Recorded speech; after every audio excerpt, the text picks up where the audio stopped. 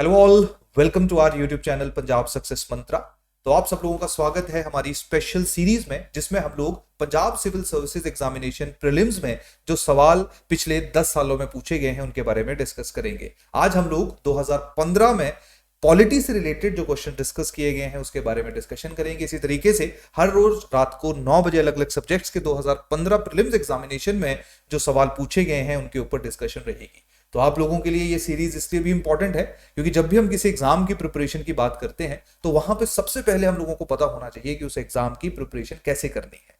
तो उसके लिए सिलेबस और उसके साथ साथ प्रीवियस ईयर क्वेश्चंस बहुत ज्यादा महत्वपूर्ण होते हैं, बहुत ज्यादा इंपॉर्टेंट होते हैं, जो हम लोगों को इनसाइट देते हैं कि किसी एक एग्जाम को कैसे प्रिपेयर किया जाए। तो उसी तरीके से हम लोग पंजाब सिविल सर्विसेज के लिए अलग अलग इनिशिएटिव्स आप सब लोगों के लिए लेके आ रहे हैं, ताकि आप लोगों को पहले ही, क्योंकि अभी तक नोटिफिकेशन ना आई है ना पता है किसी को कि कब आएगी, लेकिन ध्यान रखिए जिस तरीके से अभी एग्जाम का लेवल बढ़ गया है तो आप लोग जितना जल्दी प्रिपेयर करोगे उतना ही आप लोगों के लिए बेनिफिशियल रहेगा। तो आज का जो हमारे क्वेश्चंस हैं, मैं ये एक्सपेक्ट करूंगा कि आप हर एक क्वेश्चन को देखोगे।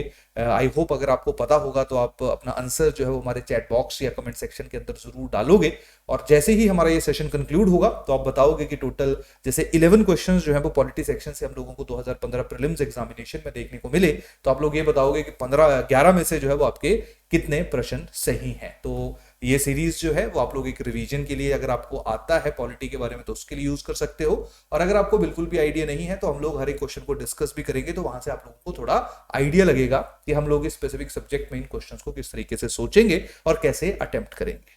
तो चलिए सबसे पहले हम लोग सिलेबस देख लेते हैं।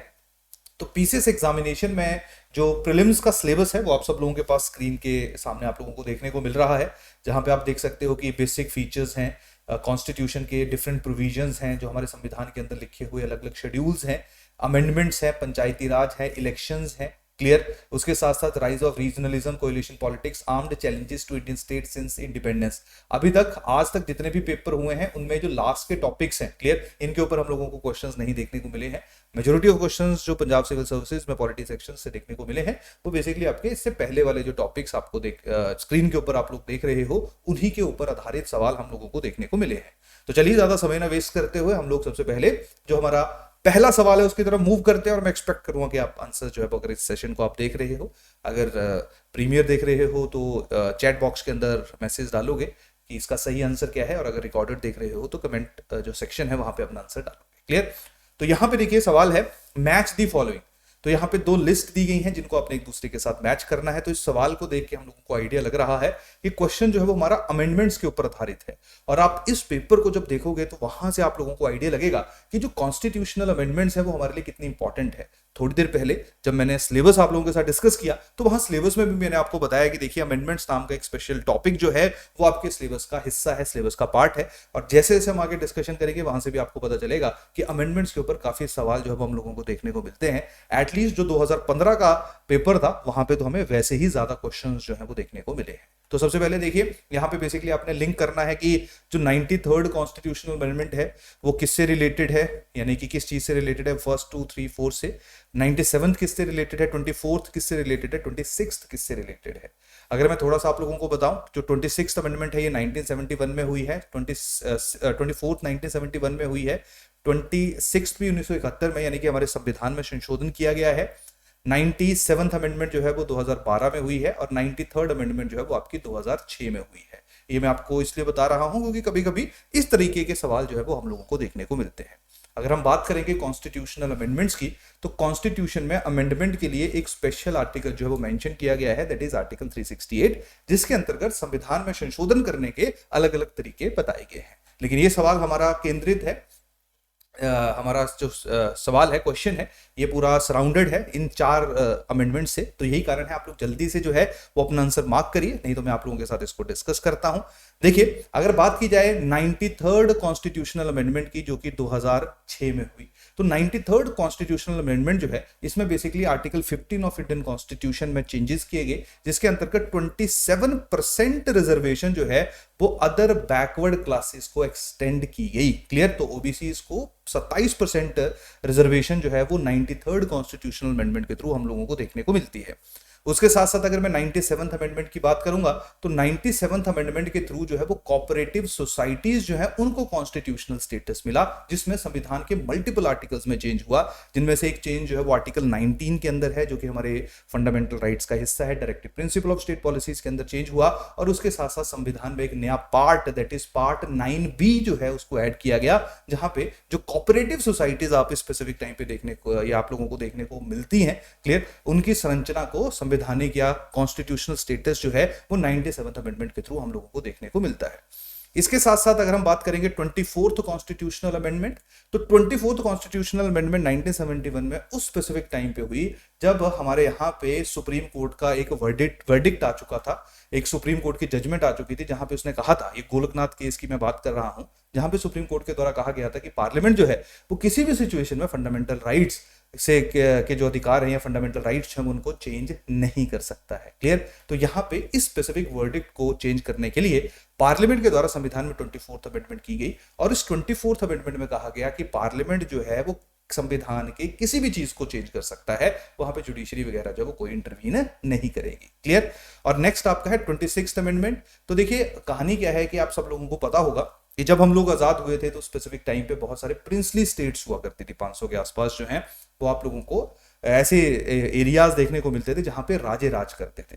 तो जब प्रिंसली स्टेट्स को हिंदुस्तान के अंदर, इंडिया के अंदर इंटीग्रेट किया गया तो उनको कुछ स्पेसिफिक अमाउंट जो है वो पे किया गया, वो 5,000 से लेके मिनिमम मैक्सिमम जो था वो लाखों रुपए में राजाओं को सरकार के खजाने से जो है वो पैसा दिया जाता था, जिसको कहा जाता था प्राइवी पर्सेस। प्राइवी पर्सेस का मतलब समझ आया कि सरकारी खजाने से हर साल जो है वो कुछ पैसा राजाओं को दिया जाएगा, क्योंकि उनकी जो सल्तनत थी, उनका जो एम्पायर था, उनकी जो स्टेट थी, उसको हिंदुस्तान के अंदर हम लोगों ने 1947 में या उसके बाद वाले ईयर्स में इंटीग्रेट कर लिया था। तो ये जो प्राइवी पर्स था इसको एबॉलिश किया गया इस स्पेसिफिक अमेंडमेंट के through, that is 26th constitutional amendment 1971। बहुत ह्यू एंड क्राई हुआ, मतलब बड़ा शोर भी मचा, केसेस भी हुए, लेकिन अभी जो है वो हम लोगों को ये देखने को नहीं मिलता है। तो आई होप ये तीन सारे के सारे अमेंडमेंट जो है उनके बारे में आपको पता हो गया होगा। अब जल्दी से मैच करिए कि A B C D किसके साथ क्या मैच हो रहा है। तो इसका जो आपका करेक्ट आंसर है वो है बी, यानी कि जो A है वो रिजर्वेशन से रिलेटेड है, जो बी आपका है वो आपका कोऑपरेटिव एक्ट से रिलेटेड है, जो सी आपका है ये बेसिकली पहले से रिलेटेड है, और जो 26 है ये प्राइवी पर्सेस यानी कि जो प्रिंसली स्टेट्स को स्पेशल प्रिविलेजेस दी गई थी उससे संबंधित है। तो आंसर आपका पहले का क्या आ जाएगा, बी आ जाएगा, क्लियर। तो ये सारी इंफॉर्मेशन है, तो ये सारे के सारे इंफॉर्मेशन आप लोग जो हमारा टेलीग्राम चैनल है पंजाब सक्सेस मंत्रा के नाम से, इसका लिंक हमारे डिस्क्रिप्शन बॉक्स में दिया गया है, वहां पे स्पेसिफिक फाइल को आपके साथ शेयर किया जाएगा, और डिटेल्ड में यानी कि कुछ ऐसे सवाल होंगे जहां के मैं मॉडल आंसर्स या जो सोल्यूशन है वो यहाँ पे डिस्कस तो नहीं करूंगा, लेकिन जो हमारी फाइल है, जो एक PDF फाइल आपके साथ शेयर की जाएगी, वहां पे हर एक क्वेश्चन के सोल्यूशन को भी आपके साथ शेयर किया जाएगा। तो आप इस फाइल को अपने पास संभाल के रख लीजिए, जब आपके पास फ्री टाइम है आप इसको देखिए, एनालाइज करिए, ऑब्जर्व करिए कि कैसे सवाल जो है वो हम लोगों को देखने को मिलते हैं, क्लियर। तो अभी मैंने डिस्कस ही किया 24th, 26th, 93rd और 97th कॉन्स्टिट्यूशनल अमेंडमेंट के बारे में। चलिए सेकंड क्वेश्चन की तरफ मूव करते हैं। दूसरा सवाल है, which of these constitutional amendments does not pertain to addition of more languages in the 8th schedule. जैसा कि आप सब लोगों को आइडिया होगा, नहीं पता है तो मैं आपको बता देता हूं, हमारे कॉन्स्टिट्यूशन के अंदर टोटल 12 शेड्यूल है। ओरिजिनली जब कॉन्स्टिट्यूशन कमेंस हुआ था 26 जनवरी 1950 को, 1950 को, तो हमारे संविधान के अंदर जो है वो टोटल 8 शेड्यूल हुआ करते थे, 8 शेड्यूल हुआ करते थे। उन्हीं में जो 8वां शेड्यूल है वो बेसिकली भाषाओं से संबंधित है, लैंग्वेजेस से संबंधित है, कि हमारे देश के अंदर कौन कौन सी भाषाएं जो हैं वो मौजूद हैं, किन किन भाषाओं को जो है वो स्टेटस दिया गया है under schedule 8 of Indian constitution, clear. अब यहां पे जब संविधान कमेंस हुआ यानी कि 1950 को, तो सिर्फ 14 भाषाओं को जो है वो 8th शेड्यूल के अंदर डाला गया था। With the passage of time multiple languages, multiple भाषाओं को संविधान में ऐड किया गया, और आज की अगर मैं बात करूंगा तो आज आप लोगों को टोटल 22 लैंग्वेजेस हमारे कॉन्स्टिट्यूशन के शेड्यूल 8 के अंदर देखने को मिलती हैं, क्लियर। तो जो सब्सिक्वेंट अमेंडमेंट्स थी, यानी कि अब 14 से अगर 22 हुआ होगा तो ऑब्वियस ही बात है मल्टीपल अमेंडमेंट्स हुई होंगी, तो भी 14 है उससे 22 टोटल भाषाएं जो है वो ऐड हुई होंगी। तो उन्हीं अमेंडमेंट से रिलेटेड स्पेसिफिक क्वेश्चन था कि कौन सी अमेंडमेंट जो है वो 8th शेड्यूल से रिलेटेड नहीं है। जैसे सबसे पहले 21st अमेंडमेंट की बात की जाए, ये बिल्कुल जो है वो 8th शेड्यूल से रिलेटेड है। यहाँ पे एक लैंग्वेज सिंधी भाषा जो है उसको हमारे 8th शेड्यूल के अंदर ऐड किया गया था। दूसरा जो वो 71st कॉन्स्टिट्यूशनल अमेंडमेंट, ये भी बिल्कुल रिलेटेड है। यहाँ पे जो है वो 4 लैंग्वेजेस को, तीन भाषाओं को, पार्डन, 3 लैंग्वेजेस को जो है वो हमारे कॉन्स्टिट्यूशन के अंदर नई भाषाओं को ऐड किया गया था। 92nd अमेंडमेंट के थ्रू जो है वो 4 नई भाषाओं को जो है वो ऐड किया गया था। क्लियर? तो इस तरीके से टोटल जो आपकी लैंग्वेजेस हैं वो कितनी हो गई हैं, आपकी 22 हो गई हैं। तो इस अमेंडमेंट को याद रखने का एक तरीका है कि क्या, कि जो पहली 2 अमेंडमेंट्स है 21 प्लस आपका 71, ये कितना हो गया 92। ये तो तीनों की तीनों अमेंडमेंट्स जो हैं ये आपकी भाषाओं से रिलेटेड है, लैंग्वेजेस से रिलेटेड हैं, जिन लैंग्वेजेस को जो है शेड्यूल 8 के अंदर ऐड किया गया। क्लियर? ये कॉन्स्टिट्यूशनल स्टेटस जिन स्पेसिफिक भाषाओं को दिया गया। अभी जो 29th अमेंडमेंट है इसका कोई लेना देना नहीं है। क्लियर? इसका कोई लिंक नहीं है लैंग्वेजेस से, अगर मैं स्पेसिफिकली बात करूंगा। तो यहां पे जल्दी से जो है वो एक बार चीज देखते हैं कि इसका जो करेक्ट आंसर आ जाएगा वो डी आ जाएगा, यानी कि जो तीसरा है उसका लैंग्वेजेस के अमेंडमेंट से कोई रिलेशन नहीं है। तो थोड़ा सा अगर डिटेल में जाया जाए तो 21st कॉन्स्टिट्यूशनल अमेंडमेंट जो कि 1967 में हुई, उसके थ्रू सिंधी भाषा को ऐड किया गया। 71st कॉन्स्टिट्यूशनल अमेंडमेंट जो कि 1992 में हुई, उसमें 3 भाषाएं कोंकणी, मणिपुरी और नेपाली को ऐड किया गया। 92nd अमेंडमेंट जो 2002 में हुई, उसमें बोडो, डोंगरी, मैथिली और आपकी जो संथली भाषा है उसको ऐड किया गया 8th शेड्यूल के अंदर। और जो एक और अमेंडमेंट है जो लैंग्वेजेस से रिलेटेड है, जहां पे जो भाषा पहले उड़िया लिखी हुई थी, पहले आपको पता था ना कि उड़ीसा नामक एक जगह हुआ करती थी। जगह क्या मतलब, एक हमारी स्टेट थी जिसका पहले नाम उड़ीसा था, आजकल उसका नाम क्या है, उड़ीसा। तो जब नाम चेंज करना होता है तो कॉन्स्टिट्यूशनल अमेंडमेंट की जरूरत नहीं होती, लेकिन जब आपने लैंग्वेजेस में चेंज करना है तो जिस तरीके से उड़ीसा का नाम उड़ीसा हुआ, उसी तरीके से जो उड़िया भाषा थी उसका नाम जो है वो उड़िया भाषा हुआ। तो उसके लिए संविधान में चेंज किया गया 2011 में, that is 96th constitutional amendment. तो ये भी आपको चौथी अमेंडमेंट जो पता होनी चाहिए, हमें ऑप्शन में देखने को नहीं मिल रही है, यही कारण है हमने 29th अमेंडमेंट जो है उसको अपना आंसर मार्क किया है। क्लियर? चलिए तीसरे सवाल की तरफ मूव करते हैं। तीसरा क्वेश्चन हमारा है, as a member of constituent assembly Sardar Vallabh Bhai Patel did not lead which of the following committees. तो जैसे जब संविधान हमारा लिखा जा रहा था तब उस स्पेसिफिक टाइम पे अलग अलग कमिटीज के अलग अलग अध्यक्ष बनाए गए थे। क्लियर? तो कुछ कमेटी जो है वो जवाहरलाल नेहरू के पास गई थी, कुछ सरदार वल्लभ भाई पटेल जी के पास गई थी, कुछ जो है वो आपकी, या एक स्पेशल जो मेन कमेटी थी वो आपकी भीमराव अंबेडकर जी के पास गई थी। क्लियर? तो यहीं पे ही पूछा गया है कि जो पटेल जी हैं वो इनमें से किस कमेटी को लीड नहीं कर रहे थे। तो 4 कमेटीज के बारे में आपको पता होना चाहिए, तो ध्यान रखिए, आंसर जल्दी से मार्क करिए। आई होप आप इसका आंसर जो है वो सही कर दोगे। तो इन 4 में से जो है वो आपका कौन सी कमेटी, या चारों आंसर सही हैं, चारों तो ऑप्शन में भी नहीं है, तो यहाँ पे कहीं ना कहीं आपका 1 2 3 या जो ए बी सी डी, इनमें से जो भी आपको करेक्ट आंसर लग रहा है उसको जल्दी से मार्क करिए। क्लियर? देखिए इसका जो करेक्ट आंसर है वो आपका है ए, यानी कि जो तीसरे वाली कमेटी थी ये बेसिकली जवाहरलाल नेहरू के पास थी, ये उनके अंडर थी। तो यही रीजन है जो आपका आंसर आ जाएगा। पहली तीनों की तीनों कमेटीज जो हैं वो सरदार वल्लभ भाई पटेल ही उनको लीड कर रहे थे। तो अगर आप यहाँ पे देखोगे तो जो यूनियन पावर कमेटीज हैं वो जवाहरलाल नेहरू के पास थी, कॉन्स्टिट्यूशन कमेटी भी नेहरू के पास थी, स्टेट्स की कमेटी नेहरू के पास थी, ड्राफ्टिंग कमेटी जो है उसको हेड कर रहे थे भीमराव अंबेडकर, जो रूल्स ऑफ प्रोसीजर कमेटी थी उसको राजेंद्र प्रसाद, स्टीयरिंग कमेटी भी राजेंद्र प्रसाद की, कैसे हाउस कॉन्स्टिट्यूएंट असेंबली को चलाया जाएगा, जो प्रोविंशियल कॉन्स्टिट्यूएंट जो कमेटी थी वो सरदार वल्लभ भाई पटेल, जो एडवाइजरी कमेटी थी fundamental rights, minorities, tribes and excluded areas के ऊपर, वो सरदार वल्लभ भाई पटेल के पास थी। तो यही रीजन है, यहां से जो है आपका सही आंसर निकल जाना था। तो बहुत ज्यादा मेजर एंड माइनर कमिटीज बनी थी, तो यहाँ पे आपको जो इंपॉर्टेंट कमिटीज बनी थी जिनकी रिकमेंडेशन हम लोगों को अल्टीमेटली जो हमारा कॉन्स्टिट्यूशन लिखा गया उसमें देखने को मिलती है, तो उनके बारे में आपको पता होना चाहिए। चलिए नेक्स्ट सवाल की तरफ मूव करते हैं। विच of the following is not a financial committee of the parliament. Clear? जिसका फाइनेंसिस से कोई लेना देना नहीं है। तो 4 ऑप्शंस आप सब लोगों के सामने है, public account committee, estimate committee, committee on public undertaking, and 4th is your joint committee on office of profit. तो नाम से आई थिंक आप इसको निकाल सकते होंगे। तो देखिए जो पब्लिक अकाउंट कमेटी है इसका काम होता है जो खर्चा किया गया है सरकार के द्वारा उसको स्क्रूटनाइज करना, उसको देखना कि वो सही जगह पे किया गया है या नहीं किया गया है। जो एस्टिमेट कमेटी होती है बजट के एस्टिमेट्स को जो है वो इसके पास जाते हैं, वहां पे असेस करती है कि सही है या नहीं है।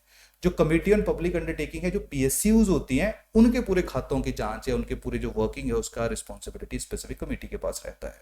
नेक्स्ट है जो ऑफिस ऑफ प्रॉफिट है। तो ऑफिस ऑफ प्रॉफिट का मतलब क्या होता है कि ऑफिस ऑफ प्रॉफिट में किन किन ऑफिसेस को डाला जाए, कौन कौन सी पोजीशन जो है उनको ऑफिस ऑफ प्रॉफिट के अंदर रखा जाए या ना रखा जाए। ऑफिस ऑफ प्रॉफिट की कोई बड़ी क्लियर डेफिनेशन नहीं है, ऑफिस ऑफ प्रॉफिट आसान भाषा में उन पोजीशंस को माना जाता है जहां से सरकार को किसी एक इंडिविजुअल को कोई फायदा हो रहा हो। आसान भाषा में जैसे मान लो अगर मैंने प्रेसिडेंट बनना है तो मेरे पास कोई ऑफिस ऑफ प्रॉफिट नहीं होना चाहिए। अब वो ऑफिस ऑफ प्रॉफिट क्या है, उसके लिए कमेटी जो बनी है उसका काम नाम है joint committee on office of profit, जहां पे 10 लोग लोकसभा के जाते हैं और 5 लोग जो हैं वो राज्यसभा के आते हैं। तो ये जो कमेटी है इसका पैसों से कोई लेना देना नहीं है, इसको फाइनेंशियल कमेटी पार्लियामेंट का नहीं कंसीडर किया जाता है। तो यही कारण है, इसका जो करेक्ट आंसर है वो है डी। क्लियर। चलिए फिफ्थ क्वेश्चन की तरफ मूव करिए, जो 2015 प्रीलिम्स एग्जामिनेशन में पॉलिटी से रिलेटेड हम लोगों को देखने को मिलते हैं। पांचवा सवाल है, who among the following can attend the meeting of both houses of parliament while not being a member of either. कि कौन ऐसा इंसान है जो लोकसभा राज्यसभा की मीटिंग अटेंड कर सकता है और वो उनका मेंबर भी नहीं है। नॉर्मली इनकी मीटिंग वही अटेंड कर सकता है जो इनका मेंबर है। क्लियर। जैसे राज्यसभा में एक अपवाद है, क्लियर, एक एक्सेप्शन है कि राज्यसभा में जो वाइस प्रेसिडेंट जो राज्यसभा का चेयरमैन होता है वो मेंबर नहीं होता राज्यसभा का, लेकिन उसके बावजूद भी जो उसकी मीटिंग है उसके अंदर वो पार्टिसिपेट कर सकता है, लेकिन वो दूसरे हाउस में नहीं जा सकता है। तो यहाँ पे ऐसी पोजीशन के बारे में आपको पता होना चाहिए जो दोनों हाउसेज में जा सकती है। तो 4 ऑप्शन आपके सामने है, सॉलिसिटर जनरल है, वाइस प्रेसिडेंट है, सीएजी है and attorney general of India है। क्लियर। तो सॉलिसिटर जनरल को आसान भाषा में समझाऊं, ये सरकार के ही वकील रहते हैं, क्लियर, लॉयर्स होते हैं जो लॉ मिनिस्ट्री के अंदर काम करते हैं, सरकार के केसेस फाइट करते हैं। वाइस प्रेसिडेंट ऑफ इंडिया के बारे में आपको पता है, सीएजी, इसका काम होता है सरकारी खातों की जांच पड़ताल करना, उनकी रिपोर्ट सबमिट करना पार्लियामेंट को, जो पीएसी यानी कि पब्लिक अकाउंट कमेटी के द्वारा स्क्रूटनाइज किया जा रहा था। और जो अटॉर्नी जनरल ऑफ इंडिया है, जिसके बारे में आर्टिकल 76 में मेंशन किया गया है, जिसकी अपॉइंटमेंट प्रेसिडेंट के द्वारा की जाती है, अटॉर्नी जनरल ऑफ इंडिया हमारे देश का सबसे बड़ा वकील है। इसको highest law officer of the land कहा जाता है। अगर किसी ने अटॉर्नी जनरल ऑफ इंडिया बनना है तो वो सुप्रीम कोर्ट का जो जज है उसके बनने की काबिलियत उसके पास होनी चाहिए, तभी वो अटॉर्नी जनरल बन सकता है। क्लियर। नॉर्मली जितने भी सरकार को राय देनी होती है लीगल मैटर्स के ऊपर वो अटॉर्नी जनरल देता है। सरकार के केस भी अटॉर्नी जनरल के द्वारा जो वो लड़े जाते हैं। तो जो अटॉर्नी जनरल है, इसका जो करेक्ट आंसर है दैट इज डी। जो अटॉर्नी जनरल है इसके पास अथॉरिटी है, ये हाउसेज में जा सकता है, वहां पे बोल सकता है, इवन ये मेंबर नहीं है, क्लियर, कोई इलेक्ट होके नॉमिनेट होके नहीं आया है, ये फिर भी बोल सकता है। और उसके साथ साथ जो कमिटीज हैं पार्लियामेंट की उनका भी हिस्सा बन सकता है। तो ये काफी इंपॉर्टेंट पॉइंट रहता है जिसके बारे में आप लोगों को पता होना चाहिए। चलिए सिक्स्थ क्वेश्चन की तरफ मूव करते हैं, आसान सवाल है। तो विच of the following state was not the first to establish Panchayati Raj system in India. Clear. तो कौन सा ऐसा राज्य था जहां पे सबसे पहले पीआरआई सिस्टम, पंचायती राज सिस्टम जो है उसकी इंट्रोडक्शन की गई थी। तो 4 ऑप्शंस आप सब लोगों के सामने है, राजस्थान, महाराष्ट्र, पंजाब, बिहार। क्लियर। तो देखिए आई होप आपको पता ही होगा कि यहाँ पे पिछली आजादी के बाद की ही रेफरेंस है, डायरेक्टली मेंशन नहीं किया गया है, लेकिन जो पंचायती राज सिस्टम प्रॉपरली हमें हिंदुस्तान के अंदर देखने को मिलता है। और जो 4 ऑप्शंस हैं, जो क्वेश्चन बना है वो उसी कंसेप्ट पे बना है आजादी के बाद के। क्लियर। डायरेक्टली मेंशन नहीं किया गया, कुछ लोग यहाँ पे ऑब्जेक्ट भी कर सकते हैं। तो वापस आते हैं, सबसे पहले बात की जाएगी कि हमारे यहाँ पे जब हम आज़ाद हुए तो हम उस चीज़ के लिए प्रिपेयर नहीं थे कि जो हमारी बिल्कुल लोएस्ट जो हमारा डिवोल्यूशन है, यानी कि लोएस्ट गवर्नेंस के जो जैसे फॉर एग्जांपल पंचायतें हैं, म्यूनिसिपैलिटीज़ हैं, उनका निर्माण कर सके, उनके पास पावर्स को डिवॉल्व कर सके। तो सरकार ने इनिशियल स्टेजेस पे जो होता है कि सरकार का काम रहता है कमेटी की फॉर्मेशन करना। क्लियर। तो बलवंत राय मेहता कमेटी की जो है वो 1957 में रिपोर्ट हम लोगों को देखने को मिलती है, और उसके बाद उसके रिकमेंडेशन के ऊपर कुछ जगहों पे, कुछ स्टेट्स में जो है वो पंचायती राज इंस्टीट्यूशन का निर्माण होता है। तो इसी तर्ज पे 2 अक्टूबर 1959 को नगौर जो है वहां पे सबसे पहले जो वो पंचायती राज इलेक्शंस होते हैं, वहां पे सबसे पहले पंचायती राज सिस्टम की एस्टेब्लिशमेंट होती है। तो ये जो है वो आपकी कहां पे है, ये आपका है नगौर जो है वो राजस्थान के। क्लियर। तो जो क्वेश्चन नंबर 6 है इसका आंसर आपका आ जाएगा ए। चलिए 7th की तरफ मूव करते हैं। Which constitutional amendment deleted the right to property from chapter 3 and made it a legal right only? Clear? तो राइट टू प्रॉपर्टी चैप्टर 3 की अगर मैं बात करूंगा तो बेसिकली हमारे देश का फंडामेंटल राइट्स है। तो जो राइट टू प्रॉपर्टी है वो हमारे देश का फंडामेंटल राइट हुआ करता था, आर्टिकल 19 में था, आर्टिकल 31 के अंदर था, लेकिन उसको एक अमेंडमेंट के थ्रू रिमूव कर दिया गया और वहां से हटा के जो है उसको आर्टिकल 300A में डाल दिया गया। क्लियर। तो उसके पास जो प्रॉपर जो फंडामेंटल राइट का स्टेटस उसके पास था, तो यही पूछा गया कि किस स्पेसिफिक अमेंडमेंट के थ्रू उसको रिमूव किया गया। तो 4 ऑप्शन आपके सामने है, 24th amendment, 39th amendment, 42nd amendment, 44th amendment. तो आप देखिए अमेंडमेंट के ऊपर ये तीसरा सवाल था, एक ही साल के अंदर पूछा गया। तो अगर आपको अमेंडमेंट्स के बारे में आइडिया नहीं था, अगर आपको अमेंडमेंट्स के बारे में पता नहीं है, तो आप इस तरह के क्वेश्चंस को फिर सॉल्व नहीं कर पाओगे। क्लियर। तो इसका जो करेक्ट आंसर है ये बेसिकली 1978 में जब 44th अमेंडमेंट हुई, इंदिरा गांधी की सरकार गिर चुकी थी, मोरारजी देसाई की गवर्नमेंट बनी थी, उन्होंने 44th अमेंडमेंट को इंट्रोड्यूस किया था 1978 में। वहां पे जो है वो राइट टू प्रॉपर्टी अधिकार को हटा दिया गया फंडामेंटल राइट से। फंडामेंटल राइट से हटने का मेन ऑब्जेक्टिव क्या था? मेन ऑब्जेक्टिव ये था क्योंकि पहले जब भी प्रॉपर्टी से रिलेटेड कुछ भी सरकार करना शुरू करती थी तो लोग जो है वो केस कर देते थे सुप्रीम कोर्ट में, क्योंकि उनके फंडामेंटल राइट की वायलेशन हो रही थी। क्लियर? इवन तो बाकी प्रोटेक्शन भी थी संविधान के अंदर, जहाँ पे जो है वो आप इन आर्टिकल्स की वायलेशन को भी हमेशा जो वो चैलेंज नहीं कर सकते हो, लेकिन सरकार ने इस आर्टिकल को यहाँ से हटा ही दिया, फंडामेंटल राइट से हटा दिया। फंडामेंटल राइट से हटाने का मतलब है कि अब जो स्पेशल है कि आप सीधा सुप्रीम कोर्ट में जाके अप्रोच कर रहे हो, अब वो नहीं कर पाओगे, क्योंकि फंडामेंटल राइट्स में सुप्रीम कोर्ट की डायरेक्ट जो एक तरह से सुप्रीम कोर्ट को डायरेक्ट अप्रोच करने की जो पावर अधिकार जो है वो आप सब लोगों के पास आ जाता है। तो ये सारी घटना जो है वो घटित हुई कब? 44th कॉन्स्टिट्यूशनल अमेंडमेंट के थ्रू, जो 1978 में हुआ। तो इसका आंसर जो है ये गलत लिखा है यहाँ पे, इसका आंसर जो है वो डी है, that is 44th constitutional amendment. Clear? चलिए 8th क्वेश्चन की तरफ मूव करिए। ये तो आसान सवाल है, सीधा क्वेश्चन है। जो fundamental duties were incorporated in the constitution on the recommendation of, fundamental duties की अगर हम बात करें, क्लियर, तो पहले हमारे संविधान के अंदर ओरिजिनली नहीं हुआ करती थी। कॉन्स्टिट्यूशन में 42nd अमेंडमेंट के थ्रू जो है उनको एक नया आर्टिकल कॉन्स्टिट्यूशन में डाला गया, दैट इज 51A। क्लियर? इस टाइम पे अगर हम बात करेंगे तो टोटल फंडामेंटल ड्यूटीज हमें 11 देखने को मिलती थी, जब ऐड की गई तो टोटल 10 थी। एक नई ड्यूटी जो है वो 86th अमेंडमेंट के थ्रू संविधान में ऐड की गई, टोटल 11 ड्यूटीज जो है स्पेसिफिक टाइम पे देखने को मिलती है। तो इन कमिटीज के लिए या इन ड्यूटीज के लिए जो कमेटी की फॉर्मेशन की गई थी, 4 ऑप्शन आपके सामने है। किस कमेटी ने रिकमेंड किया था, तो उसके रिकमेंडेशन के बाद जो है वो फंडामेंटल ड्यूटीज को इनकॉर्पोरेट किया गया था इंडियन कॉन्स्टिट्यूशन के अंदर। वो जवाब जो है वो आप सब लोगों ने देना है। 4 ऑप्शन है, जल्दी से अपना आंसर जो है वो मार्क करिए। इसका जो करेक्ट आंसर है वो है डी, दैट इज स्वर्ण सिंह कमेटी। इसने जो रिकमेंड किया था तो 8 डली थी, 2 सरकार ने डाली थी और एक जो है वो बाद में 86th अमेंडमेंट के थ्रू ऐड की गई थी। चलिए 9th क्वेश्चन की तरफ मूव करते हैं। Dinesh Goswami committee was concerned with, 4 options हैं। देखिए जो दिनेश गोस्वामी कमेटी है 1990 में जब इसकी रिपोर्ट हम लोगों को देखने को मिलती है, ये बेसिकली इलेक्टोरल रिफॉर्म्स के लिए इसकी इंट्रोडक्शन की गई थी। डन? तो ये इसका जो करेक्ट आंसर आपका आएगा that is your C. Clear? That is your, sorry pardon, C नहीं आएगा इसमें, बी आएगा, that is your electoral reforms. यहाँ पे थोड़ा मिस्टेक हो गया, टाइपिंग एरर है, लेकिन अब इसका जो करेक्ट आंसर है वो आपका क्या रहेगा? बी, क्योंकि दिनेश गोस्वामी उस टाइम पे बेसिकली एंटी डिफेक्शन लॉ पास हुआ था तो उससे रिलेटेड, और ये 1980s का दौर ऐसा था जहाँ पे बहुत ज्यादा पॉलिटिकल डिस्टर्बेंस हमारे देश के अंदर थी, तो यही कारण था इलेक्टोरल रिफॉर्म्स के लिए स्पेसिफिक कमेटी की फॉर्मेशन की गई थी। इस कमेटी की ज्यादा डिटेल्ड रिकमेंडेशन आपके हैंडआउट के अंदर मौजूद है, जो हमारे टेलीग्राम चैनल पंजाब सक्सेस मंत्रा पे शेयर किया जाएगा। चलिए नेक्स्ट क्वेश्चन, यह आसान सवाल है। Supreme court of India tenders advice to the president on a matter of law और फैक्ट। सुप्रीम कोर्ट कब प्रेसिडेंट को अपनी एडवाइस देता है? जब उसका मन करता है तब, जो पहला ऑप्शन है, या जब उससे एडवाइस मांगी जाती है, या जो फंडामेंटल राइट से रिलेटेड केसेस होते हैं, या ऐसे केसेस जो देश की जो यूनिटी एंड इंटीग्रिटी है उसको थ्रेटन करते हैं। तो 4 ऑप्शंस हैं, जल्दी से अपना आंसर मार्क करिए। यहाँ पे अगर आपको थोड़ा सा याद नहीं आ रहा है या जिन्होंने थोड़ा पॉलिटी पढ़ा है उनको आर्टिकल 143 को एक रेफरेंस के रूप में लेना पड़ेगा।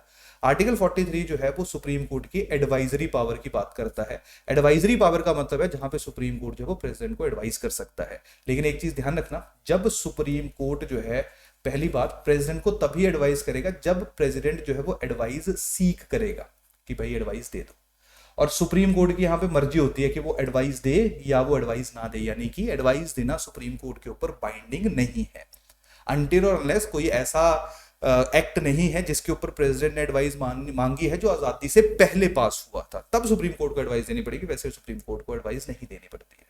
और दूसरी बात, जो सुप्रीम कोर्ट ने मान लो अगर प्रेसिडेंट को एडवाइस दी तो प्रेसिडेंट के ऊपर भी वो बाइंडिंग नहीं है, यानी कि जरूरी नहीं है कि प्रेसिडेंट जो उस चीज को माने, नहीं भी मानेगा तो भी चल जाएगा। तो बेसिकली यहाँ पे जो आपका आंसर आएगा वो क्या आएगा? बी, यानी कि जब प्रेसिडेंट एडवाइस सीख करेगा तभी देगा। ऐसा नहीं है अपने मर्जी से मन से चला हुआ और सुप्रीम कोर्ट को या प्रेसिडेंट जो है उसको सुप्रीम कोर्ट एडवाइस कर रहा है। क्लियर? तो ये लास्ट प्रश्न के ऊपर मूव करते हैं।